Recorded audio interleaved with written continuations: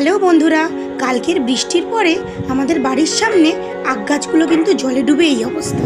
তাহলে বলি, কালকে দুপুরবেলা কিন্তু আকাশ অন্ধকার করে এসেছিল, আর ঝোড়ো হাওয়ার সাথে সাথে বজ্র বিদ্যুৎ সহ খুব বৃষ্টি হয়েছে আমাদের এখানে। এত বৃষ্টি হয়েছে যে আগের বৃষ্টিতে যেই পুকুরটা একটু ডুবে গেছিলো সেটা কাল পুরো ডুবে গেছে। যদিও ওটা পুকুর নয়, ওটা কিন্তু আমাদের সামনে একজনের খালি জমি। আর এই যে দেখছো আমাদের জানলা দিয়ে যে গেটটা দেখা যাচ্ছে, এটা আমাদের পাশে একটা কাকিমার বাড়ি। এই আখ গাছগুলো কিন্তু সে লাগিয়েছে। দেখতেই পাচ্ছ, যখন রোদ ঝলমলে ছিল তখন আখ গাছগুলো কত মোটা মোটা ছিল।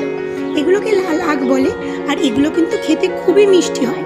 আর এই আখগুলো দেখছো কত যত্ন সহকারে লাগানো হয়েছে, এবং আখ গাছের গোড়ার দিকে কিন্তু কতগুলো পুঁই শাকও চাষ করা হয়েছে যত্ন সহকারে। কিন্তু এই প্রচণ্ড বৃষ্টিতে সব ডুবে গেছে, তো পুঁই শাকগুলো তুলে নেওয়া হয়েছে। জানি না আখ গাছের কী অবস্থা হবে। সো টাটা বন্ধুরা।